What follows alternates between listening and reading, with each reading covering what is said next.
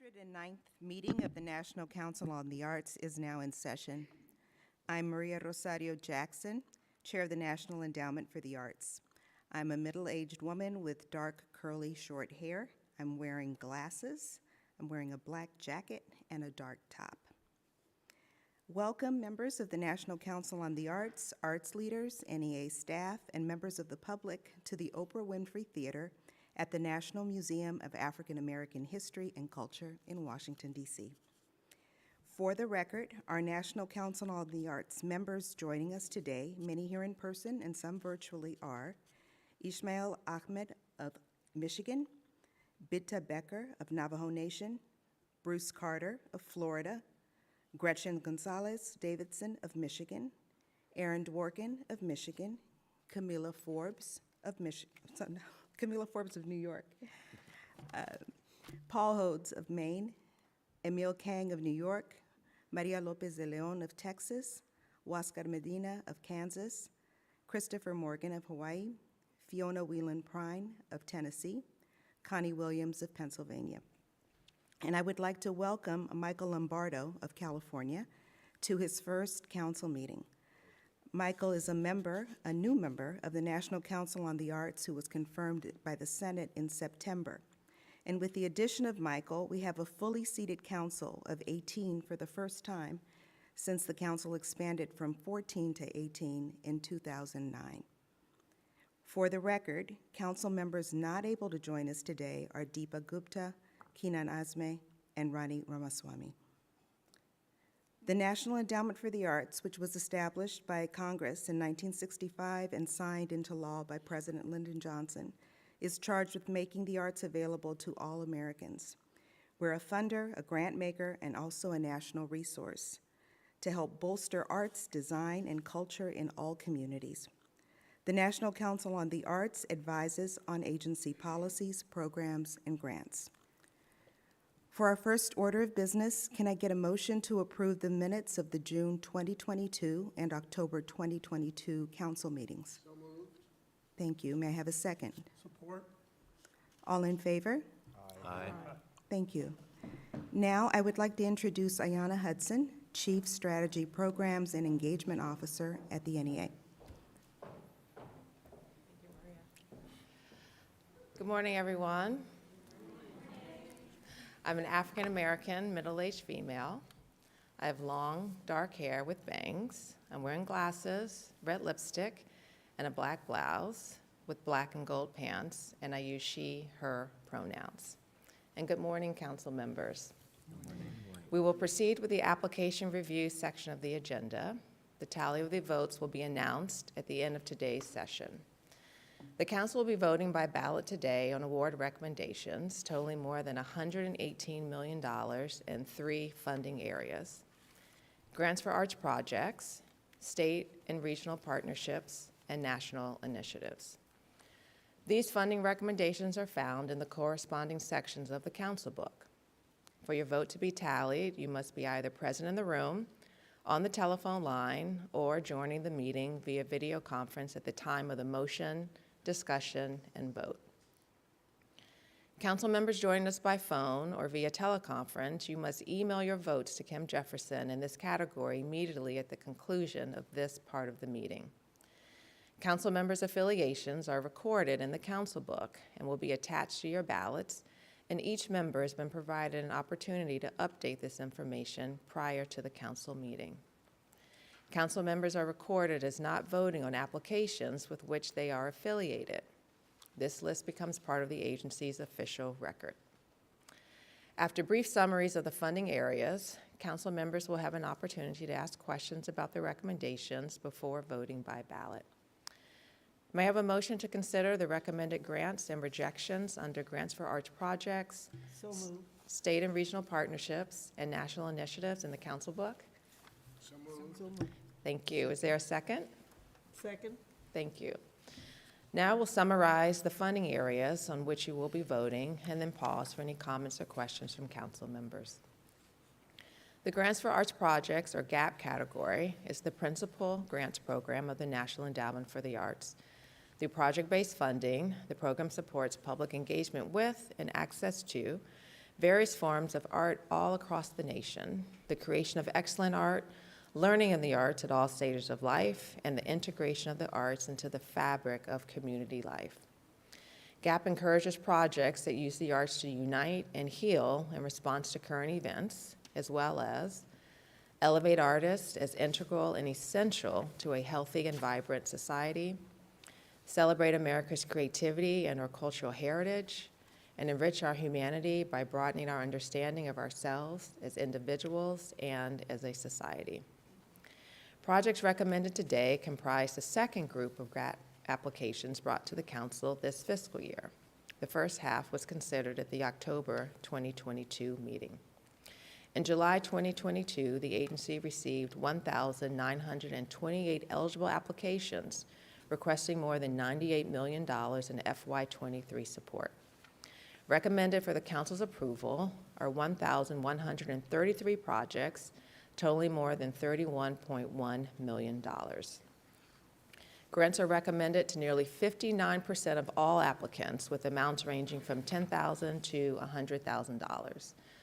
Recommended projects span 13 disciplines and fields. Direct grants are recommended to 50 states, the District of Columbia, and Puerto Rico. Are there any questions or comments from the Council? If not, please mark your ballot. State and regional partnerships assist the nation's state arts agencies and regional arts organizations in their support for the arts. And by law, 40% of Arts Endowment appropriated program funds are awarded in this way. State arts agencies will utilize NEA support in combination with state appropriated funding to support arts organizations, schools, and artists in producing arts projects in communities across the country. This year, $55 million is being recommended for the states and $11.6 million for the regions. Are there any questions or comments from the Council? If not, please mark your ballot. National initiatives support a wide variety of projects of national and field-wide significance. At this meeting, the Council is requested to approve funding for projects totaling more than $18.9 million in 11 fields or disciplines. Support is requested for an arts education initiative, the Arts Education Partnership, or AEP.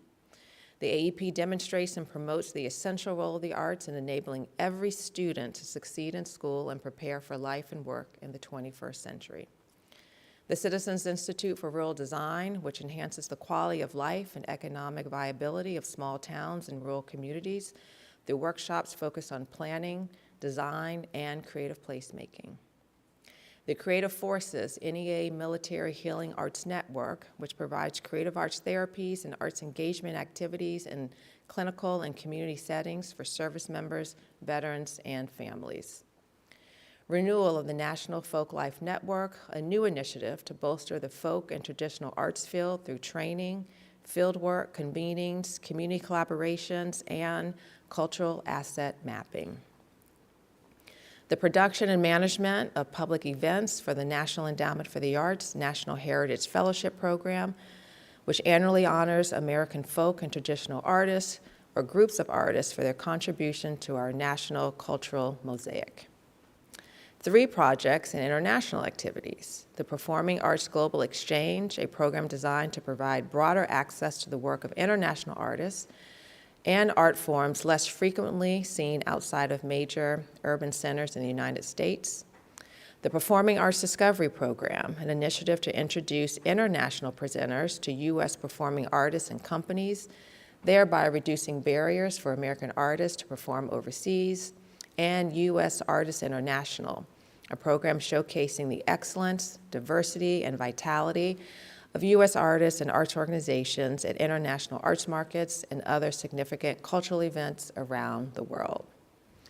The renewal of 2 of the agency's signature national initiatives in literary arts, the NEA Big Read and Poetry Out Loud.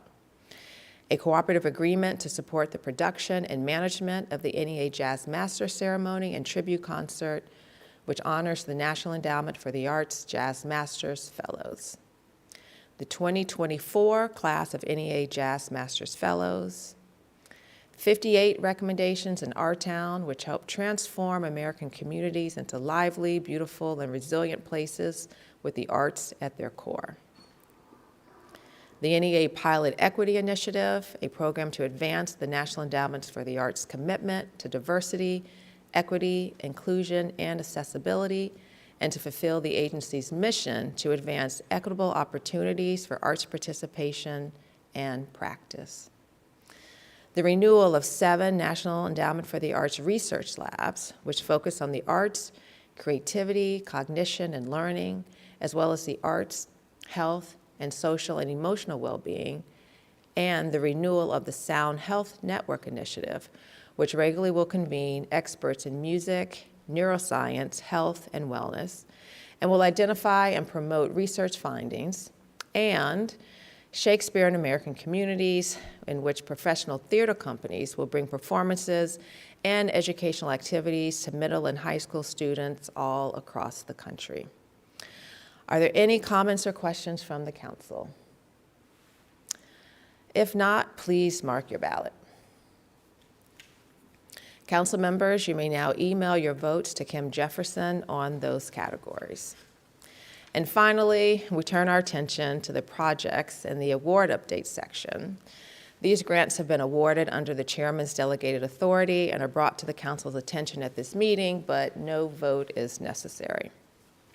Included are 262 Challenge America grants totaling $2,620,000, which will extend the reach of the visual, performing, and literary arts activities in underserved communities across the country, and one 20% amendment. Thank you. Thank you, Ayanna. I'll take the next few minutes to share some updates since our last meeting in October. This meeting provides us with a timely opportunity to focus on the NEA's work to strengthen the arts and cultural sector, honor our nation's artists and culture bearers, and advance culture and the arts throughout the federal government. We've organized several presentations and updates that will spotlight the role and impact of the arts in our economy, our health, our wellness, and more. I'll start with the NEA's honorific programs, as there's been a great deal of activity around them since we last met. It's been a season of celebration at the NEA as we pay tribute to our nation's artists and culture bearers.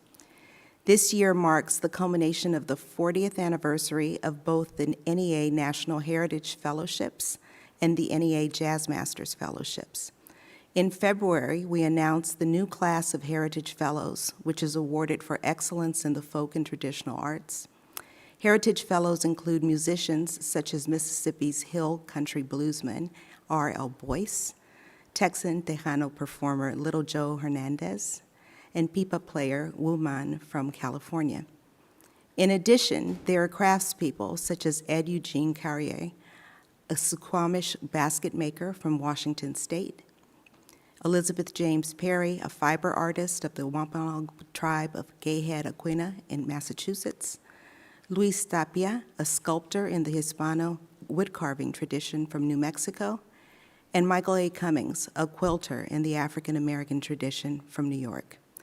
Nick Spitzer, a folklife presenter, educator, and radio producer, is receiving the Bess Hawes Advocacy Award. This is an excellent and inspiring group of honorees. Tomorrow night at the Kennedy Center, we will celebrate the recent class of Jazz Masters, which is awarded for excellence in the jazz field. Our honorees are Regina Carter, Kenny Garrett, and Lewis Hayes. Sue Mingus, who was awarded the A.B. Spellman Advocacy Award, sadly passed away last September and will be represented by her son and granddaughter. Let's take a moment to preview a little of the magic we can expect tomorrow night.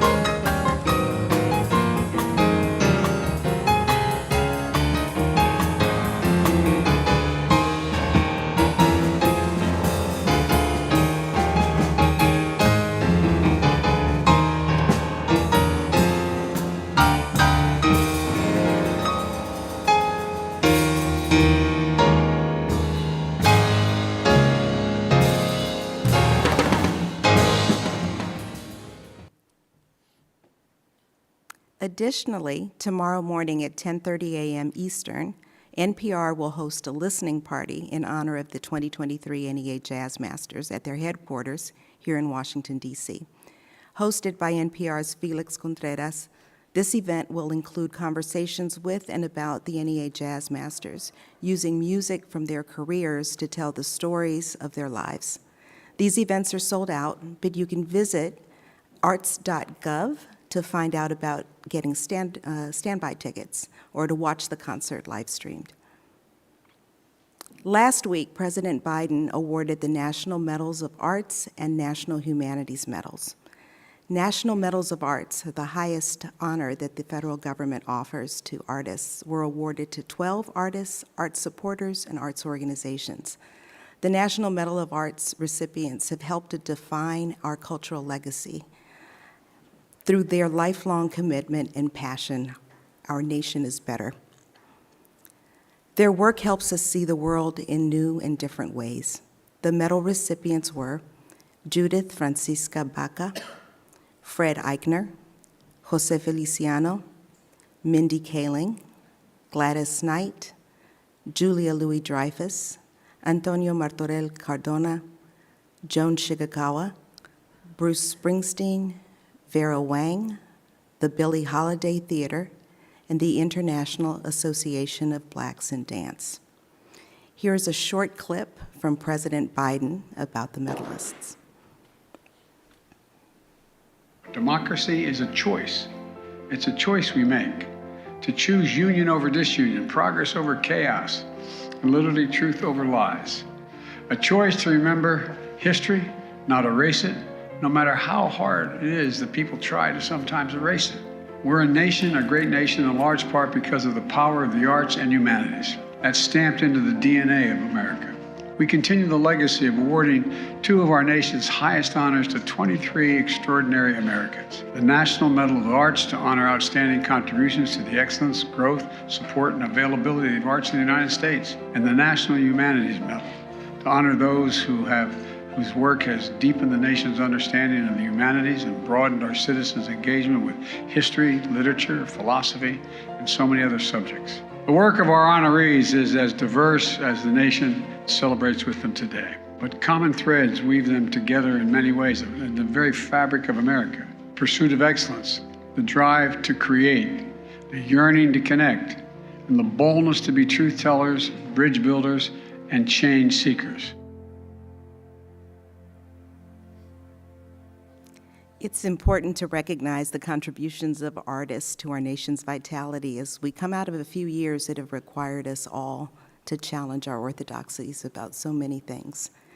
The arts sector has been hit hard, without question, and acknowledging this, we must also see this as a time of possibility as we imagine what a new version of the sector can be. Our arts ecosystems, much like our natural ecosystems, are shifting and require new ways of working. While the NEA continues to be a funder, a grant-making organization, which is how we're best known, we're also leaning into our role as a national resource, one which bolsters the creativity and healthy arts ecosystems and contributes to building healthy communities where all people can thrive. Conducting and commissioning research on the value and impact of the arts and the state of the sector is one of the core functions of the NEA. Having a better understanding of the state of the arts, what we have learned from the pandemic, and how we can better serve the field and the American people ensures that all people can benefit from arts, culture, and design. This month, the NEA and the Bureau of Economic Analysis released data that shows the vital contribution of the arts to cultural industries in the United States. In a few minutes, Sunil Iyengar, Director of Research and Analysis at the NEA, will discuss the BEA numbers in detail. While understanding that the value of the arts through its economic impact is an important metric, it's not the only metric we use. We must also look at how the arts intersect with all aspects of our lives. The idea of understanding and advancing the arts in all areas of policy and practice is one I've been talking about as I travel across the country. It requires animating work at the intersections of arts and education, community development, climate, and more, including very important work at the intersection of health and well-being. and this often involves partnerships with other federal agencies.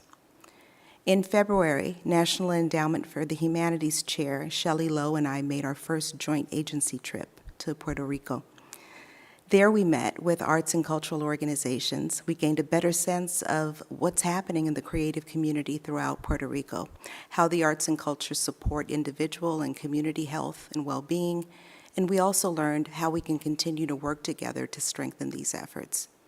In Puerto Rico, we were able to meet with our state-level colleagues at Instituto de Cultura Puertorriqueña, the governor of Puerto Rico, the Honorable Pedro Pierluisi Urrutia, and discuss the NEA's work with FEMA on disaster response and recovery and preservation. We heard great praise for NEA staff who've worked with colleagues in Puerto Rico for years, and great appreciation for the NEA in general. When I visited Atlanta earlier this month, we discussed work at the intersection of arts and infrastructure at a roundtable with leaders from the arts, transportation, planning, and community development.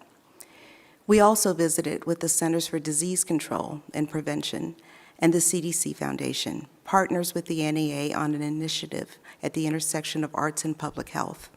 The initiative, involving 30 organizations, was focused specifically on vaccine readiness around the country. We had the opportunity to debrief about the collaboration and participate in the opening of an exhibition at the CDC Museum that presented artwork from the initiative.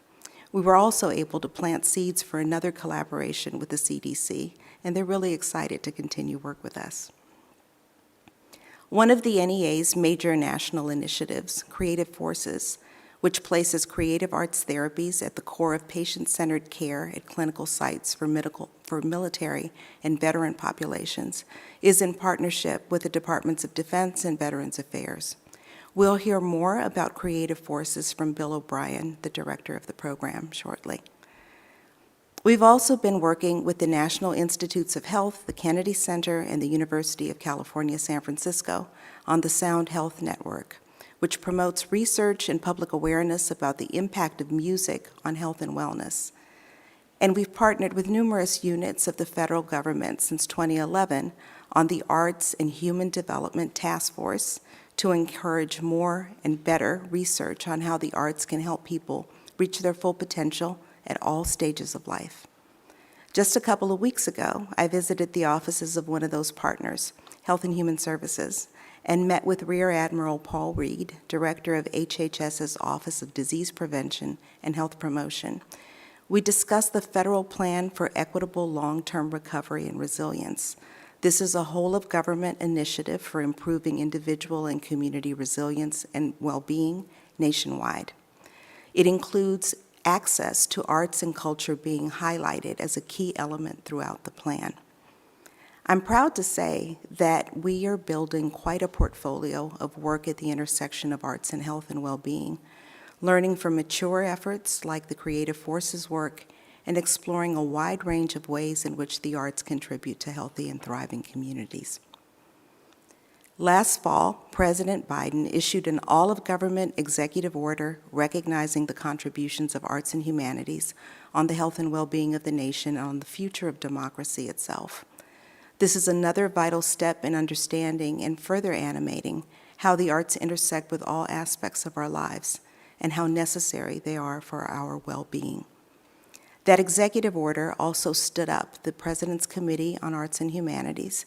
Sion Wald Michael was announced as the Executive Director of PICA recently, and I'm hopeful that the executive order and the work with Sion bolsters our work at the intersection of arts and other sectors in ways that are known and surprising. Lastly, our work with regional arts organizations and state arts agencies is growing, becoming more strategic and collaborative. We've convened arts service organizations and participated in the conferences and meetings of organizations like the Association of Performing Arts Professionals, the National Conference of Mayors, and others that are core to our work and mission. Now we have some presentations for you on some important NEA initiatives. I'd like to introduce Lauren Miller, the Program Manager for Poetry Out Loud, to lead our first presentation. Welcome, Lauren.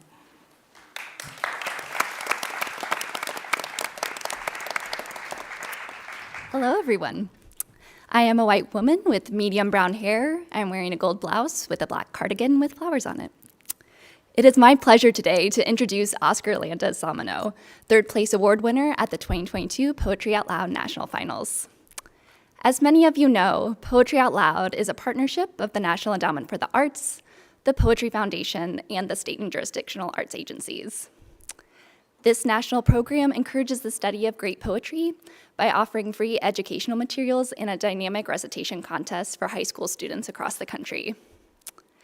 For the past 2 years, we have held the national contest virtually, and this year we are so excited to hold the finals back in person from May 8th through 10th at Lisner Auditorium on George Washington University's campus in DC. If you haven't experienced a Poetry Out Loud contest yourself, students select and memorize poems from classic to contemporary and bring them to life in performance. And today, we are so lucky to experience the magic of poetry being brought to life by Oscar. Oscar is from Flagstaff, Arizona, and was the 2022 Arizona State Champion before placing in the top 3 at the national finals. He is currently a student at Columbia University in New York City, studying psychology and cognitive science. His passions include whitewater rafting, poetry, and advocating for the Latin community in STEM and humanities. Please join me in welcoming Oscar.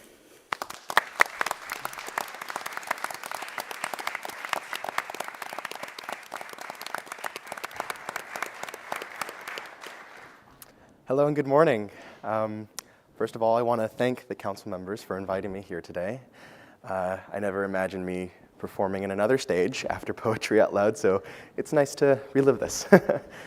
I'm going to perform a poem that's very near and dear to my heart. It's called 100 Love Sonnets, number 17, by Pablo Neruda, translated by Mark Eisner. I don't love you as if you were a rose of salt, topaz, or arrow of carnations that propagate fire. I love you as one loves certain obscure things, secretly, between the shadow and the soul. I love you as the plant that doesn't bloom, but holds the light of those flowers hidden within itself.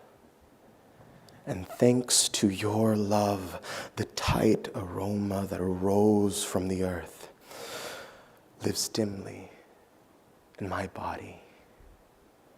I love you without knowing how, or when, or from where.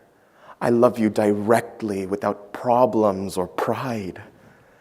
I love you like this because I don't know any other way to love, except in this form in which I am not, nor are you, so close that your hand upon my chest is mine. So close that your eyes close with my dreams. Thank you.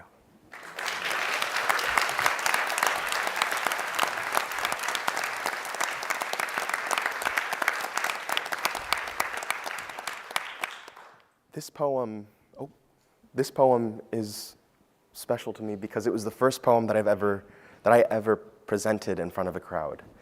It was actually the poem that introduced me to Poetry Out Loud, to the National Endowment for the Arts, and introduced me to a world of literacy and literature that I probably wouldn't have ever had. I'm a first-generation American. My parents are from Mexico.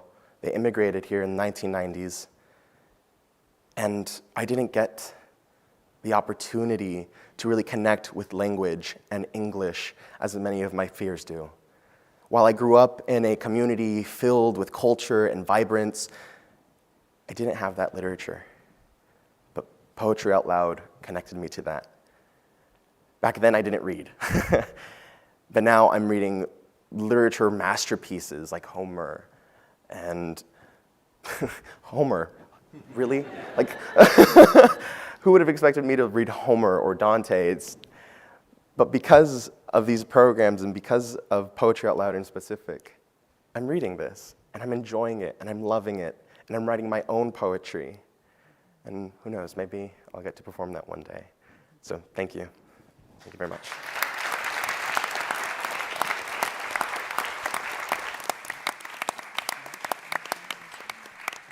Oscar, thank you for that beautiful performance and for your story.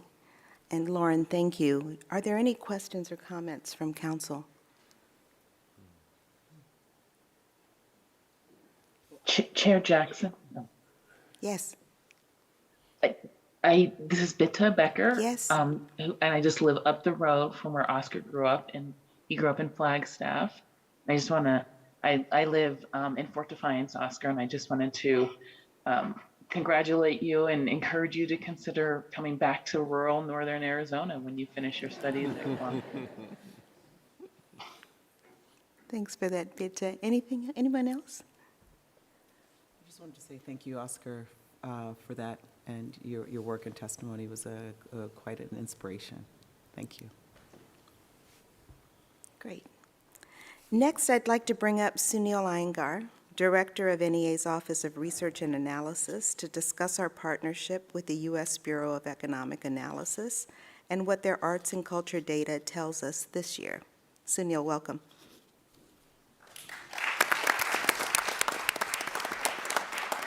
Thank you very much. Good morning, everyone, and hello, council members. I'm a middle-aged man with glasses and a charcoal pinstripe suit and a silk paisley tie.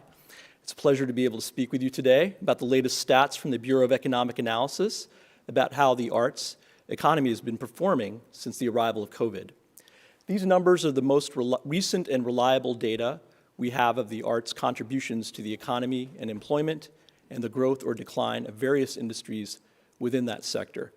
I think as you heard the chair say, this is just one metric we have of characterizing the benefits of the arts for individuals and communities.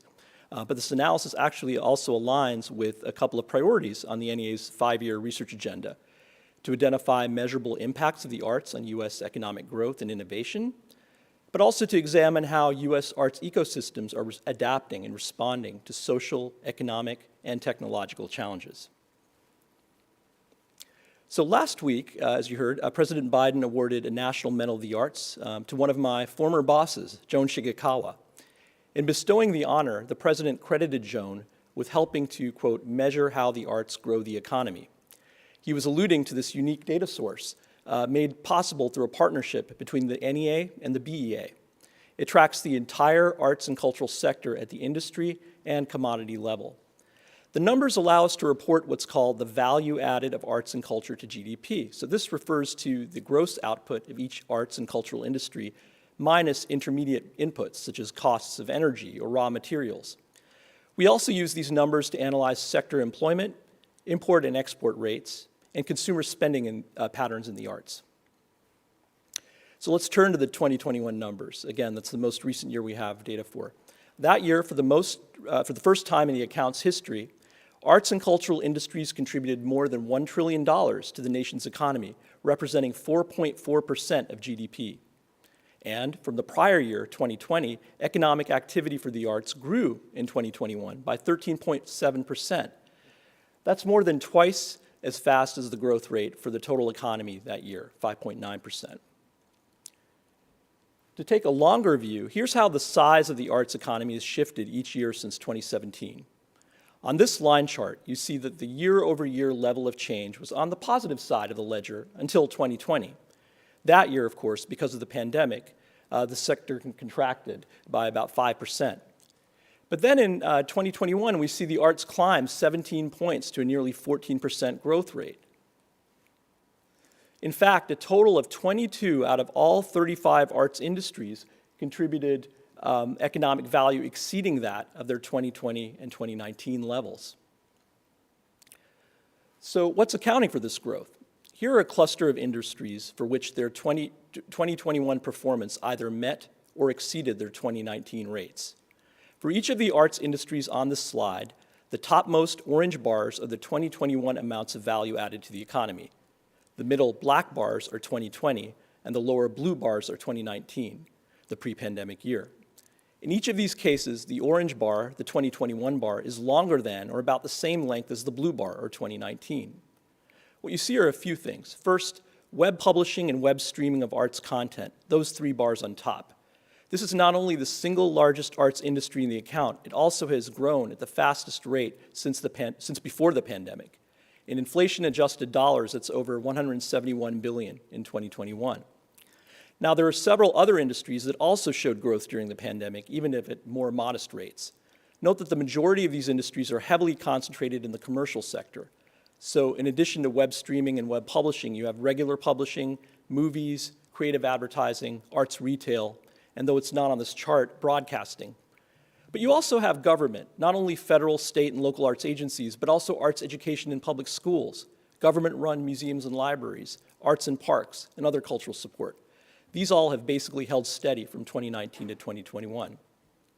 Finally, you also have performing arts presenting organizations, or venues, which after taking a major hit in 2020 are back to their 2019 levels in aggregate, as are non-government-run museums. On the other hand, at least a third of all arts and cultural industries still are lagging behind their 2019 levels of value added, despite experiencing growth between 2020 and 2021.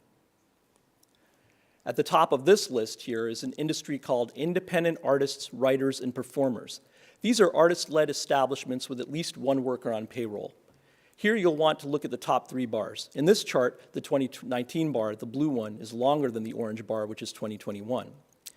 This is also the case, though to a lesser extent, for performing arts organizations, which regained some ground in 2020, but still are behind their 2019 level of value added.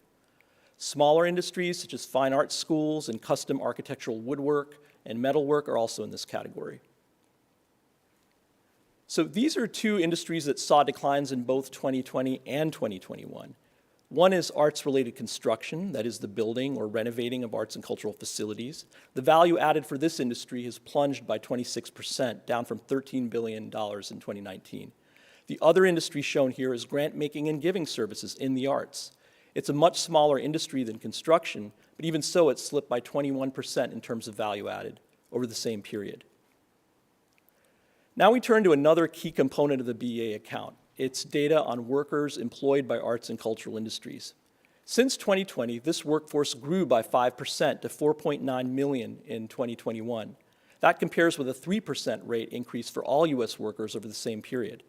At the same time, it's still under the 5.1 million workers employed by arts and cultural industries in 2019.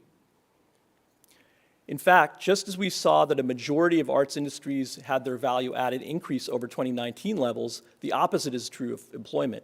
In 2021, 23 out of 35 arts industries were employing fewer workers than the pre-pandemic year, and no single state has returned to 2019 arts employment levels. Here you can see the general pattern. In terms of employment, movies and video regained some ground in 2021 after slipping in 2020, but still lagged the 2019 employment level of 394,000 workers. But the decline is more severe for performing arts organizations, arts construction, and performing arts presenters. Again, look at the difference between the blue bar, which is 2019, and the orange bar, which is 2021.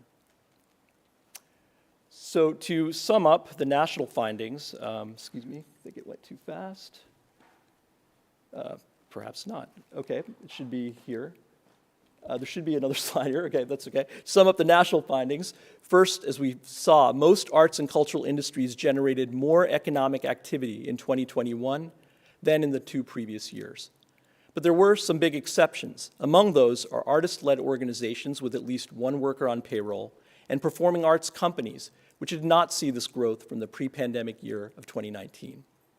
We also saw that fewer salaried workers were employed by arts and cultural industries in 2021 than in 2019. Industries exemplifying this pattern were the motion picture and video industries and performing arts companies and performing arts presenters or venues. But let's step back and remember that the top line 2021 figure in terms of the economic contributions of the arts was a record high of $1 trillion. And as I said, the sector experienced massive growth from 2020 to 21. So why didn't the employment numbers go up commensurately? So some of the answer to that question may be technological efficiencies, such as those that have improved productivity for other sectors while requiring lower levels of labor. But I want to submit another factor as well. This account captures the economic contributions of all arts and cultural industries, regardless of what mix of salaried and non-salaried workers are powering it. But the account does not report the number of self-employed workers by those industries. The employment numbers I've shown are for salaried workers only, so it's possible that the arts sector relied increasingly on self-employed artists and other workers, such as through contracts, to boost their productivity over the period getting out of COVID. By using other data sources, we already estimate that in aggregate, self-employed artists, writers, and performers generated nearly $24 billion in revenue in 2019, but that 90% of these entities each pulled revenue only of under $50,000 that year. Another hidden variable in all this is nonprofit organizations. The data do not allow us to identify the unique economic value associated with nonprofits, as the account combines for-profit and nonprofit establishments in industry reporting. But we estimate, again using other data sources, that nonprofit performing arts companies employ 64% of all workers in the performing arts industry, while nonprofit museums employ 95% of all workers in that industry.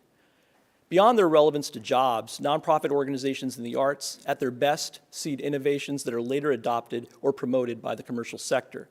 Whether we're talking about maker spaces or arts incubators, indie films, or theater productions, to name a few. Besides, as part of their public service mission, nonprofit arts groups carry a quest for greater access to arts and cultural opportunities, and it is providing just this support that is one of the strongest claims to the NEA's own public benefit. So I encourage you, if you're at all interested, to head to one of various websites where you can mine the data further. The NEA and BEA host fact sheets and infographics about these data, not only at the US level, but for every state. And through a partnership with the National Assembly of State Arts Agencies, we provide interactive data tools to track creative economies at the state level. So in closing, I'd just like to extend my thanks to the entire Office of Research and Analysis and our colleagues at the BEA, and in particular to thank Patricia Mullaney-Loss, who conducted the in-depth analysis that produced most of the stats I was able to share with you today. Thanks, Mary Lieb, too. Thank you, Sunil. Thanks, Sunil, and thank you to your team. Is there any question or comment from council?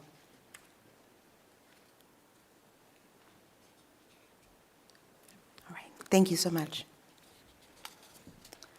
All right, for our third presentation, I'd like to introduce Bill O'Brien, Director of the Creative Forces Initiative, to discuss updates on the program. Welcome, Bill. Thank you, Chair Jackson, Council. Hi, I'm Bill O'Brien. I'm the Senior Advisor for Innovation and the Director of Creative Forces for the National Endowment for the Arts.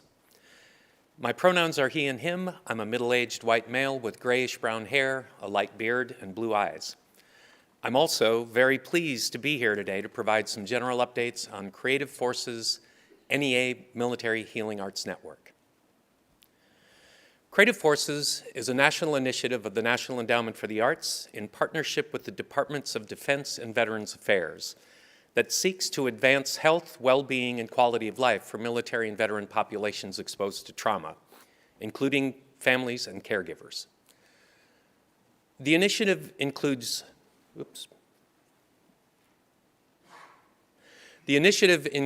three primary components: clinical, community, and capacity building to support activities being carried out across our Healing Arts Network. Our clinical program, carried out through a partnership with the Henry M. Jackson Foundation for the Advancement of Military Medicine, places creative arts therapies, including art therapy, music therapy, and dance movement therapy, at the core of patient-centered care. These activities are carried out at military, medical, and Veteran Health Administration facilities across the nation. The program began as a partnership with the National Intrepid Center of Excellence at the Walter Reed National Military Medical Center in Bethesda, Maryland in 2012. Since then, the clinical programs have expanded to support creative arts therapies, a creative arts therapies network that spans across 7 DoD and 5 VA clinics across the country. In the DoD, the program places creative arts therapies in integrative patient-centered care to support patients with traumatic brain injuries and associated psychological health conditions, including PTSD. While in the VA, the program provides dedicated support for rural and remote veterans through a telehealth services partnership with the VA's Office of Rural Health. More recently, the initiative has expanded to include support for arts engagement efforts designed to promote health and well-being for military-connected populations through non-clinical, community-based arts engagement activities. In partnership with the Mid-America Arts Alliance, last year we announced the first round of our Creative Forces Community Engagement Grants. 26 projects were funded in this first round and are currently being carried out across the country.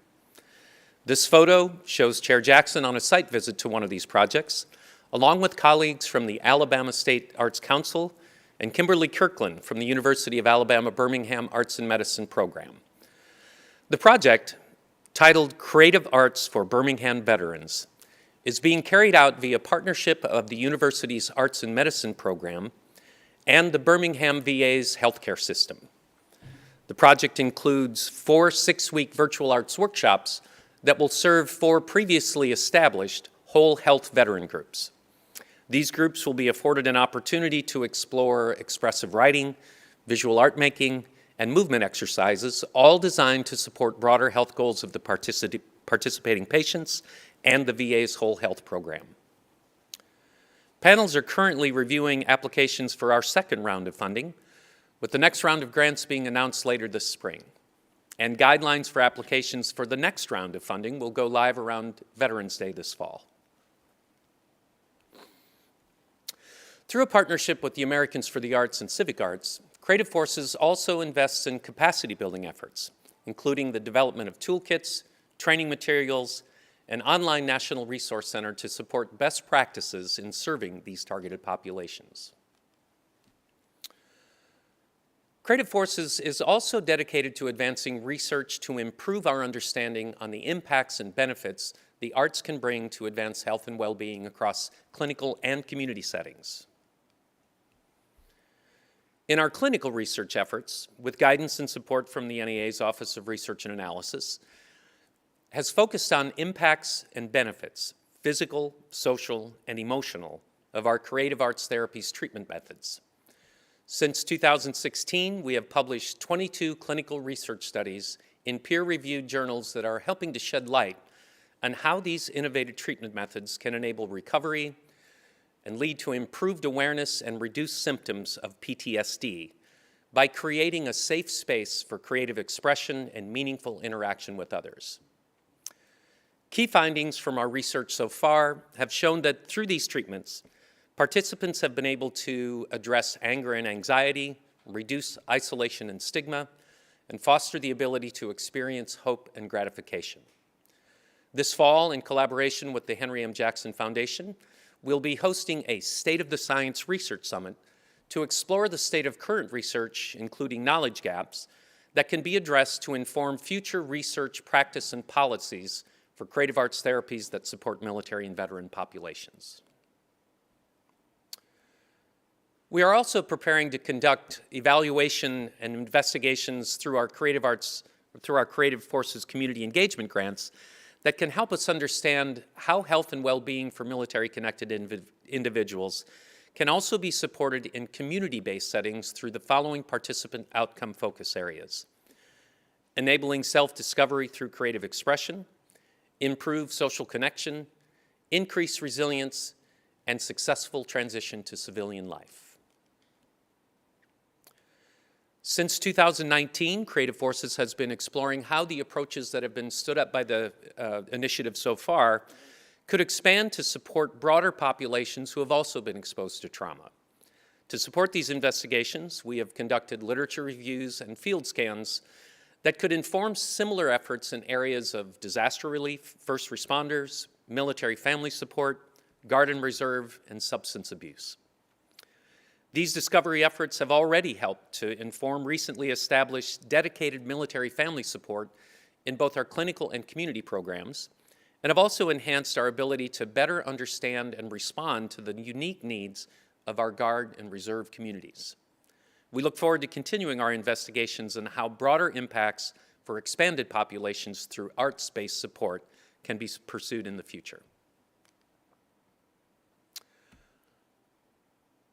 For first-person accounts of the impact of this work, we'd like to invite everyone to visit our online exhibit, Creative Forces, Healing the Invisible Wounds of War. This interactive exhibition shares visual art, music, and performances by military service members and veterans who are current or former participants of our Creative Forces clinical programs. The interactive platform of the exhibit allows you to click on any of the artwork featured in the exhibit to explore additional visuals, videos, and statements about each piece from both the patient artists and the creative arts therapists who contributed to the gallery. The exhibition also includes first-person accounts from the artists about their experiences with creative arts therapies and the effects these treatments have had on their lives. So what better way to conclude this discussion than by passing the mic over to some of our foremost experts on the impacts that the arts can have to help heal and improve our lives. We're pleased to share this video from the Pathways of Healing section of our exhibit, featuring military and veteran graduates from our clinical creative arts therapies programs, sharing their personal experiences of how these treatments have created platforms to experience newfound hope and gratification. All of those kinds of things, kind of came out in the artistic process, but also dealing with it did, and accepting those things and understanding and growing from those things. It's probably the only meaning art and art therapy, or probably one of the only things that I've had in my life that I would equate to post-traumatic growth. And now that I can reflect back on that, I could give myself some advice and say, it's gonna be okay. You're gonna go through some things, but you're not by yourself. My therapist was able to introduce me to that and really show me where I was able to heal by utilizing music, was able to heal by utilizing the arts. I was able to see it, feel it, and I knew it made me better.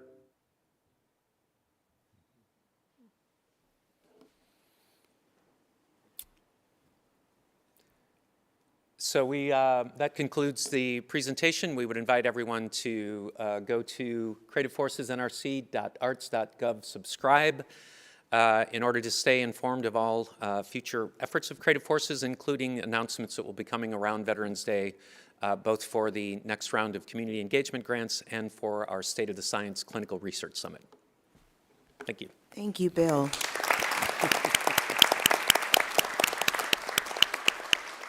Thank you for that. Any questions or comments from council? I just want to thank you, Bill, for the work you're doing for Creative Forces. As a son from a service man in the military, the impact you're having is wonderful, especially in the region where I'm at. Thank you so much. Thank you. I'm a son of a combat veteran myself, and it's been a real privilege, really, to be working with the DoD and the VA in this capacity. Any other comments? Yeah. I come from a family of veterans, most of who were veterans from the Vietnam War. My brother died from Agent Orange poisoning and complications. The work you're doing is really, really important. So thank you and all the folks who are involved in this work. Thank you, and one of my favorite authors, Mark Twain, said, and to get the full value of a joy, you have to divide it with someone. And in this case, we have such great partners, Mid-America Arts Alliance, Henry M. Jackson Foundation for Advancement of Military Medicine, Civic Arts, and Americans for the Arts. But especially, we have, between the DoD and the VA and us, we're supporting around 28 creative arts therapists now across that clinical network. And it's been really exciting to expand that into community settings because, some of the themes that you've heard, especially at the end here, about the sense of connection to others and the healing impacts that have. I think we're all feeling that just being on a team doing this kind of work.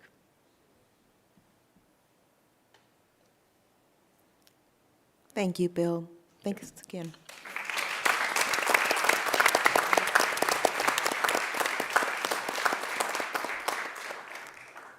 And as the final piece of business, I'm pleased to announce that the National Council on the Arts has reviewed the applications presented to them and that a tally of council members' ballots revealed that all recommendations for funding and rejection have passed.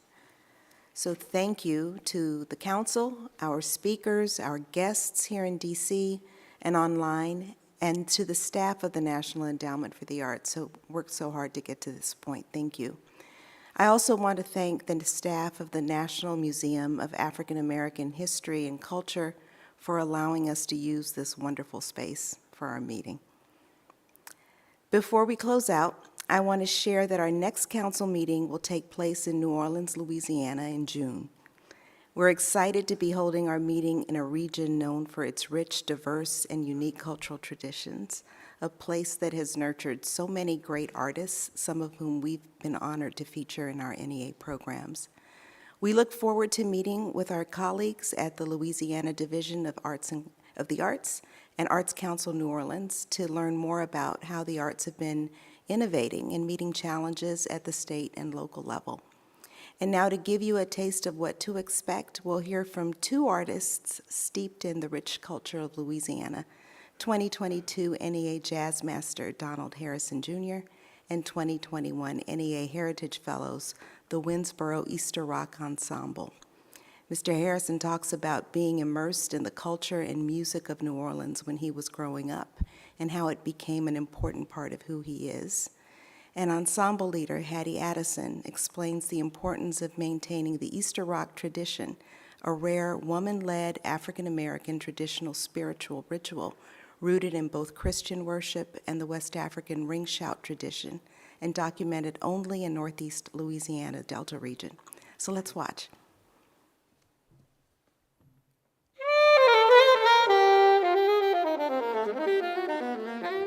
New Orleans is a great city. Growing up here, being part of the culture, and listening to the music, in my opinion, gives you a different idea of what music is.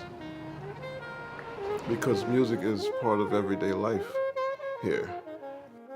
My father, of course, was part of the culture. He brought me around the old timers that were connected to antiquity. And I didn't realize what that meant until I started playing music.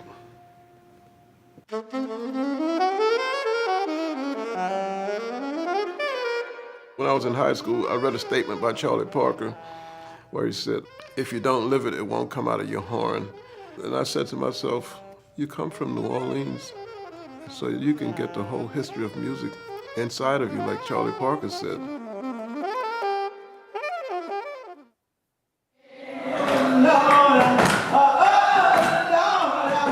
I have so many generations that's now rocking, so many friends from different areas in Winsboro, Louisiana, and we continue the tradition. We love it. We know what it means. We are rocking to a risen Savior, and we just thank the Lord that we'll continue in His name.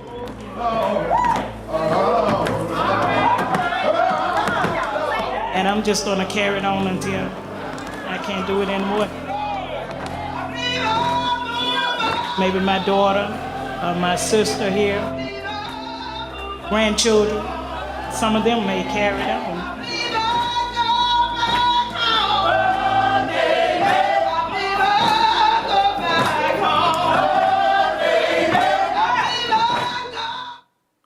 So recognizing and investing in places that have provided so much cultural vitality to our nation is part of our work.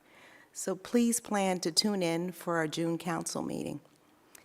We hope that you'll continue to follow work of the NEA on social media and join us tomorrow at the Kennedy Center for the NEA Jazz Masters Tribute Concert. The 209th meeting of the National Council on the Arts is now adjourned.